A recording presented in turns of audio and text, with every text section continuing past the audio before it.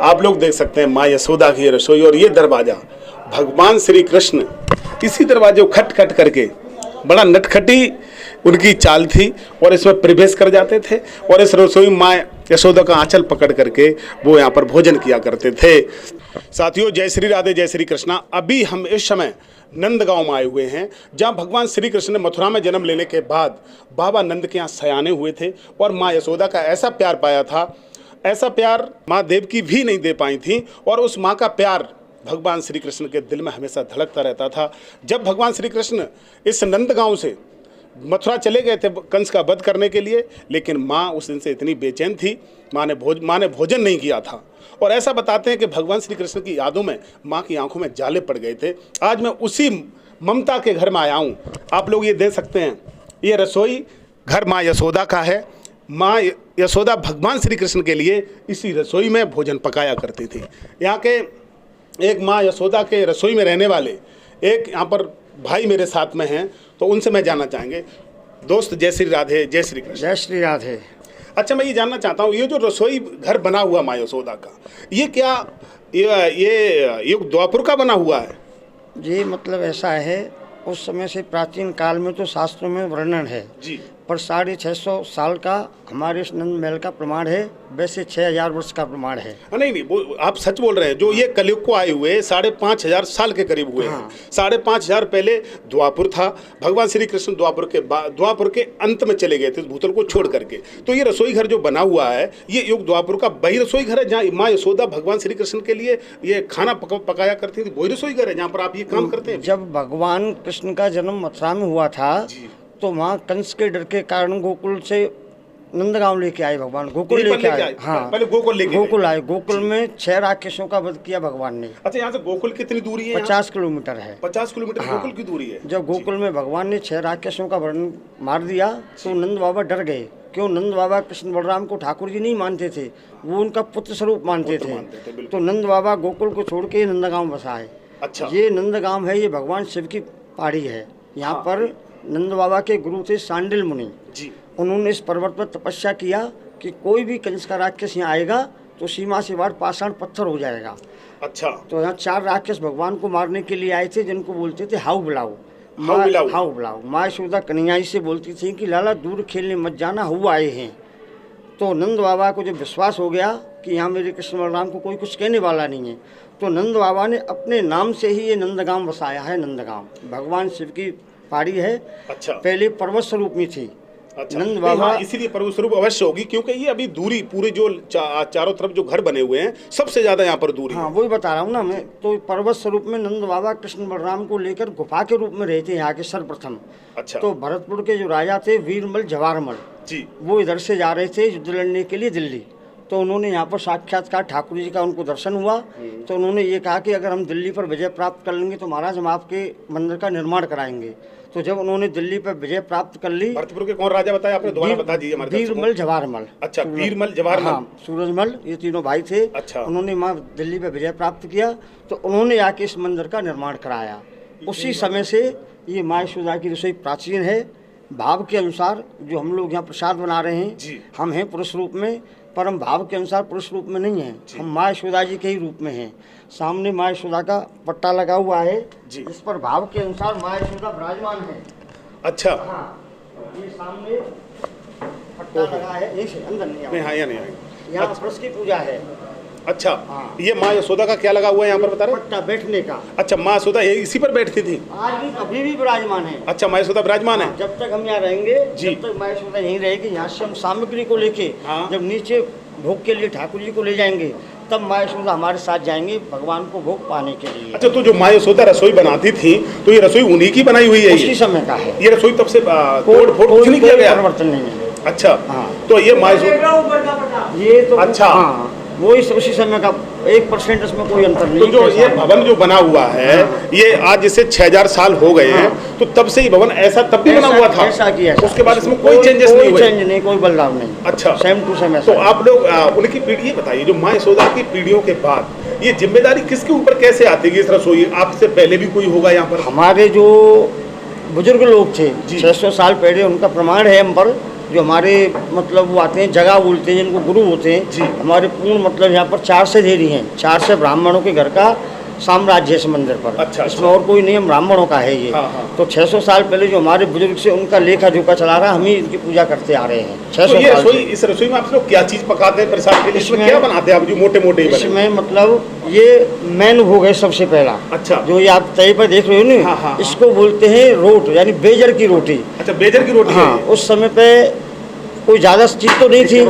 सबसे पहले जो भगवान का प्रसाद था यहाँ पर बेजर की रोटी और टेंटी का अचार। भगवान के लिए हमारे बुजुर्ग लोग थे नहीं, वो पैसा दिला नहीं था, गरीब थे, तो पर्वत स्वरूप था नहीं, टेंटी पर्वत पर लगती थी, तो घर से बेजर की रोटी का रोट का मतलब भोग और टेंटी के अचार का भोग लगता था। धीरे धीरे डेवलप हुआ, तो अब आज की डेट में भगवान के बहुत प्रकार के भोग लगते हैं, जैसे रोट है, चूरमा है, फुल्का है, दाल है, कड़ी है, खीर है, चावल है, पापड़ है, आज सब्जी है, अनेकों प्रकार के। भगवान श्री कृष्ण माखन मिश्री बहुत खाते थे। माखन मिश्री ये माखन ऐसा कौन सा मक्खन होता है जो हम लोग आजकल अमूल बटर मक्खन खाते हैं, उसमें तो इतना मजा नहीं आता वो खाने नहीं, में। वो- लेकिन वो कौन सा मक्खन था जो वो भगवान भगवान पसंद करते वो भगवान का निजी जो बोलते हैं नहीं, श्यामा गऊ, कपला गऊ, वो उन गऊओं का निकाल करके स्वयं माया यशोदा अपने हाथ से चलाती थी जी। और तब अपने भगवान कृष्ण को अपने हाथ से पवाती थी। अच्छा। ये बोलते हैं कि भगवान कृष्ण नंदगांव से चले गए, हाँ। यहाँ से भगवान कन्हैया जी कहीं नहीं गए। द्वारका जी जो द्वारकाधीश है, भगवान द्वारकाधीश जी अपने आसन पर बैठे हुए हैं, तो उनके जो भाई थे मौसी के लड़के उद्धव जी, उद्धव जी थे नहीं, तो भगवान कृष्ण की आंखों में आंसू आ गए। तो उद्धव जी बोले कि महाराज आप इतने बड़े राजभवन में और सोने का मुकुट और सोने का छत्र लगा हुआ है और आपकी आंखों में आंसू। मन की उद्धव मूल ब्रज ब्रसरत ही नाही, आज मूल ब्रज की याद आ गई है। मन महाराज आपको वाह ब्रज की याद आ रही है, जहाँ आपके साथ ग्वाल वाल आपकी पीठ पे बैठ जाए, आप नंगे पैर गैया चरावे मात में। मन हाँ उद्धव मुझे आज ब्रज की याद आ रही है और आप तुम ब्रज जाओ और माँ यशोदा की मेरे की मतलब कोई ग्वाल वालों की खबर लेके आओ। तो उद्धव जी ब्रज से यहाँ आए हैं। तो जैसे सर्वप्रथम गोपी आज भी जो प्राचीन काल रास्ता है मथुरा जाने के लिए शॉर्टकट रास्ता, उस रास्ते से जब उद्धव जी आए हैं तो वहाँ पर ब्रज गोपियाँ उनको तत्काल खड़ी हुई मिली हैं। हाँ, रास्ते भी रोक लिया। हाँ, तो जब भगवान कृष्ण यहाँ से जा रहे थे तो ब्रज गोपी ठाकुर जी के रथ के आके लेट गई थी कि महाराज आप हमको छोड़ के नहीं जाइए। तो भगवान कृष्ण ब्रज गोपियों से बोले कि मैं परसों आऊँगा। तो परसों की बोल गए कन्हैया जी, तो बरसों बीत गए। तो वो गोपियाँ बाट देख रही हैं। अब उद्धव जी भी पूर्ण श्रृंगार में आए थे भगवान कृष्ण के इसे में, तो उन्होंने कृष्ण को समझा, पहचान नहीं पाई। जब वो नीचे उतरे तो उद्धव जी अपने मन में बहुत बड़े ज्ञानी थे, उनसे बड़ा ज्ञानी कोई नहीं था। वो भगवान कृष्ण से ये कह के आए थे द्वारकाधीश जी से कि मैं उनको बहुत जल्दी समझा के आता हूँ महाराज। लेकिन गोपियों को आके पर यहाँ सब ज्ञान धरा के धरा रह गया। प्रथम जो उनकी ज्ञान की सीढ़ी थी ब्रजरज में प्रवेश करने से ही खत्म हो गई। दूसरी सीढ़ी उन्होंने ब्रज गोपियों से पूछा कि हमको नंद यशोदा माँ नंद बाबा के यहाँ जाना है। मन के महाराज जो ये जल भरा हुआ नाली चल रही थी वो माँ यशोदा के असुरों की नादी। मैंने किसी से पूछने की आवश्यकता नहीं है, आप इस नाली के सारे चले जाओ, आप नंद महल पहुँचोगे इसी जगह। तो सीधे जी नंद महल उद्धव जी आए। तो उद्धव जी ने क्या देखा है कि यशोदा मैया का पलना है खाली है और माँ यशोदा उसको झुला रही है। उद्धव जी देख रहे हैं मैंने कि बहुत समय हो गया देखते देखते। तो उद्धव जी बोली माँ एकदम यशोदा मैया वही बन की चुप रहे तू। उद्धव जी से कह रही है ब्रज भाषा में, चुप रहे तू मेरो लाला सो रहो है। फिर उद्धव जी का दूसरा ज्ञान खत्म हो गया। मैंने कि इतना अतीत भाव पुत्र के लिए। फिर माँ यशोदा को मतलब प्रमाण करके माँ मैं ऐसे ऐसे द्वारका जी से आया हूँ और मैं तुम्हारे लाला ने भेजा हूँ संदेश लेके। तो माँ यशोदा ने मतलब वो देखा है यहाँ से नंद बाबा यशोदा से बात करके तो मैया यशोदा से इतना कह पाई है कि मैं कुछ नहीं बता पाऊँगी, आप उद्धव वन हैं, वहाँ पे ग्वाल वाल और ब्रज गोपियाँ हैं, आप वहाँ जाइए। तो उद्धव जी वहाँ पर गए हैं। तो भगवान कृष्ण ने चिट्ठी लिखी थी, तो वो गोपियों को चिट्ठी दी थी कि ये भगवान ने चिट्ठी भेजी है। तो गोपी कह रही हैं उद्धव तू कैसी लायो पाती, ये पाती कुब्जा को दीजो। जो भगवान कृष्ण ने कुब्जा को वो किया जिसकी वजह से हाँ उसकी शीतल हो जाए छाती, तेरी योग कथा नहीं स्वाती।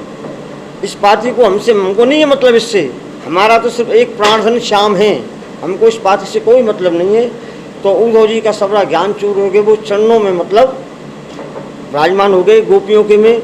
तो बोले मन की गोपियों से उदय जी बोल रहे हैं कि अब तो तुम्हारे लाला वहाँ हैं द्वारका में।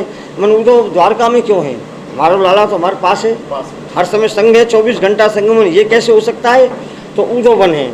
तो गोपियों ने ज़्यादा से ज़्यादा आधा किलोमीटर होगा यहाँ से। तो उन्होंने मतलब भगवान से गोपियों ने प्रार्थना की, रास्ते में पड़ेगा आपको उद्धव वन। तो वहाँ गोपियों ने मतलब ठाकुर से आराधना की, तो साक्षात उद्धव जी को तत्काल राधा कृष्ण प्रिया प्रीतम जी का उद्धव वन में दर्शन हुआ। तो उद्धव जी समझ गए कि भगवान ब्रज को छोड़ के कहीं नहीं गए। जो द्वारकाधीश हैं, जो द्वारकाधीश गए हैं वो देवकी नंदन है, यशोदा नंदन जो भगवान कृष्ण हैं, उन्होंने तो सौगंध खाई है कि मैं ब्रज तज अंत ना जाही मुझ नंद बाबा की आन, यानी अपने पिता की सौगंध खाई है कि ब्रजवासी वल्लभ सदा मेरे जीवन प्राण इन्हें न तनक विसारियो नंद बाबा की आन, यानी मेरे से कुछ भी बोल लेना आप गलत, मैं उसको सहन कर लूँगा, पर मेरे ब्रजवासियों से गलत मत बोलना, मैं इनकी सहन नहीं कर सकता हूँ। और नंद बाबा की सौगंध खा के कह रहा हूँ तुमसे ये कृपा रखना। तो ब्रजवासियों से इतना अतीत प्रेम किया भगवान कृष्ण ने कि जिसकी अब व्याख्या नहीं कर सकते हैं। ब्रजधाम 84 कोष वो है कि यहाँ देवताओं के लिए भी वास नहीं है। ब्रजवासी ब्रजगोपियों में इतने बड़े भागशाली हैं, हम अपने आप को पहचान नहीं पा रहे हैं। जो हमको हमारे आगे देवता कुछ नहीं है, जो हमको ब्रज में वास मिला है। एक समय ब्रह्मा जी दर्शन के लिए आए यहाँ भगवान कृष्ण के। तो जैसे ही ब्रज में प्रवेश करने लगे तो एक छोटी सी ब्रजगोपी ने ब्रह्मा जी को ब्रज की बार सीमा से रोक दिया। मन बाबा कौन है तू, कहाँ से आयो, ब्रज में काहू को प्रवेश ना है। मन की लाली तुम मुँह ना जाने, मैं ब्रह्मा हूँ। मन बाबा कौन ब्रह्मा, अरे तू पागल है, तू ब्रह्मा ना जाने, ब्रह्मलोक से आयो, ब्रह्म एक ही है ब्रह्मा। मन बाबा पागल तू है वो है, तू यूँ करो एक ही है ब्रह्मा, ब्रह्मा तो गले ले। मन तू क्या कह रही है, वो मन लाली तू क्या कह रही है। मन बाबा मैं सही कह रही हूँ। तो ब्रजगोपी ने अपनी दिव्य दृष्टि से ब्रह्मा जी से प्रार्थना किया, मैंने आप देखिए। तो दिव्य दृष्टि देके ब्रह्मा जी ने देखा है तो ब्रज 84 कोष में जो ब्रजा नाम की नदी हुई है, जमुना माँ, ब्रजा माता उनका नाम है ब्रजा। अच्छा, जमुना जी को आप लोग ब्रजा कहते हैं? हाँ, नाम उनका पुराण का ब्रजा है। तो ये ब्रजा नदी बह रही है, इसमें करोड़ों ब्रह्मा डोल रहे हैं महाराज जी। अब तुम बताओ कौन से ब्रह्मा, 10 मुख के ब्रह्मा डोल रहे हैं। ब्रह्मा जी ने अपनी दिव्य दृष्टि से देखा तो वास्तव में कि माँ ब्रह्मा डोल रहे हैं, इतने ब्रह्मा डोल रहे हैं जिसकी सीमा नहीं है। ब्रह्मा जी को मतलब चकनाचूर हो गया, वो ब्रज में प्रवेश ही नहीं कर पाए, संग की संग बाहर ब्रज से। अब इधर भगवान शिव आते हैं तो शिव जी के लिए भी प्रवेश नहीं है ब्रज में। अच्छा। तब इन्होंने भगवान से प्रार्थना की है ठाकुर जी से, महाराज हम आपकी लीलाओं से अलग नहीं हो सकते, हम पर कृपा करिए। तो भगवान शिव को तो पर्वत स्वरूप में ये नंदगांव दिया है, नंदीश्वर पर्वत। ये पर्वत स्वरूप में भगवान कृष्ण की लीलाओं का आनंद ले रहे हैं। आप बरसाना जाओगे राधा रानी के धाम, वहाँ पर ब्रह्माचल पर्वत है ब्रह्मा जी का। अच्छा। एकमात्र माँ ब्रह्मा जी देख रहे हैं भगवान की लीलाओं का। और गोवर्धन जिसके साथ उसकी फेरी लगती है वो भगवान विष्णु जी का पर्वत है। तो ब्रह्मा विष्णु महेश तीनों देवता पर्वत स्वरूप में ब्रज में वास करते हैं। नंदगांव में भोलेनाथ है, भोलेनाथ है पर्वत स्वरूप में, पर्वत स्वरूप में। यहाँ पर कंस का कोई भी आताताई या कंस यहाँ प्रवेश नहीं कर सकता। मतलब नंदगांव में जो भी भगवान श्री कृष्ण का अहित करने वालों यहाँ आ नहीं सकता। वो नंद बाबा के गुरु हुए थे सांडिल मुनि। उन्होंने इन तीनों पर्वतों पर 12,000 वर्ष तक तपस्या किया। नंदगांव में श्राप दिया था कि कोई तेरा राक्षस कंस आएगा तो पाषाण पत्थर हो जाएगा। बरसाने आज भी यहाँ पत्थर के समान है मौजूद राक्षस। अच्छा, कोशिश की? हाँ, आए थे वो पत्थर के हो गए। अच्छा। आज भी है वो, थोड़ा जाना पड़ेगा आपको, दूर है थोड़ा। अच्छा। बरसाने में कोई राक्षस जाएगा तो वो स्त्री स्वरूप हो जाएगा, ये सांडिल मुनि ने श्राप दिया था। और गिरिराज जी गोवर्धन जाएगा वो तो अकस्मात भक्त बन जाएगा। अच्छा। हाँ, ये सांडिल मुनि का प्रमाण के हिसाब से मतलब वो है, ये श्राप था सांडिल ऋषि का। तो नंद बाबा यहीं पर निष्कंटक रहने लगे। जो गोकुल में भगवान के जन्म का उत्सव नहीं मनाने दिया कन्हैया जी का, वो नंदगांव में इसी नंद महल में बनाया है। ये नंद महल ये निज महल कि नंद के आनंद भयो जय कन्हैया लाल की, हाथी दीने घोड़ा दीने और दीनी पाल की, और जय कन्हैया लाल की। तो नंद बाबा पे उस समय रुपया पैसा सोना चांदी धन नहीं था, उनके पास क्या थी, सबसे अमूल्य धन था गोधन। गोधन तो जिसमें से 2 लाख ब्याई गौ, सोने के सींग, चांदी की खुरी, तांबे का पेट मर करके यहाँ के ब्राह्मणों को भोजन करा के कन्हैया जी ने हाथ से दान किया नंद बाबा ने कि 2 लख धैन दुजन को देनी, काम धैन सो एक नहीं। यानी जो कामधेन शरीर की गौ थी भगवान कृष्ण की प्रिय है, मात्र भी कम नहीं। हाँ, मतलब उस कामधेन गौ को भी दान में दे दिया। तो बड़े प्रसन्न रहे नंद बाबा यहाँ भगवान कृष्ण को लेके। जैसे आप लोग आए हो यहाँ पर भ्रमण करने के लिए, अब लास्ट में आप अपने घर जाओगे तो पूरे संसार में, ब्रज की तो बात छोड़ो, पूरे संसार में एक 4 धाम जाते हैं लोग बाग, ब्रज में और भी कहीं जाते हैं। ये नंदगांव से बड़ा धाम दुनिया में कोई नहीं है। वो क्यों नहीं है कि ये निजी घर है, साक्षात विष्णु जी यहाँ पर रहे हैं, ये घर है ठाकुर जी का। आप भी अब भ्रमण कर रहे हो, दर्शन कर रहे हो, तो आप लास्ट में घर ही जाओगे। वृंदावन में महाराज किया, यहीं से जाके कन्हैया जी ने किया है। गोवर्धन में गिरिराज जी को धारण किया, वो नंदगांव से किया है। मथुरा में कंस को मारा, वो नंदगांव से किया है। जितने भी 84 कोष में लीला किया वो नंदगांव धाम से किए हैं। ये अपार स्थल जगह है, यहाँ पर देवताओं का वास नहीं है। आप भी बड़े भाग्यशाली हैं जो आप यहाँ पधारे हैं। ये भाग्यशाली तो हम इसलिए और ज्यादा हो गए कि आप उस रसोई में रह रहे हैं जहाँ जिस रसोई में माँ यशोदा रहती थी, और भगवान श्री कृष्ण यहाँ चल चल के आते भी होंगे माँ के पास, और उनका आंचल पकड़ के माँ से भोजन मांगते थे, आंचल पकड़ के खड़े हो जाते। आप इतने भाग्यशाली हैं कि आप पहले शख्स हो जो ऐसे आप जो इतना प्रवेश रसोई में कर चुके हो। नहीं, ये तो कान्हा की दया आप लोगों नहीं, ये बहुत बड़ी कृपा है आप पर। तो जब तक ये प्रसाद है ना हमारा, ये जब तक नीचे भोग के लिए नहीं चला जाएगा तब तक प्रवेश नहीं है।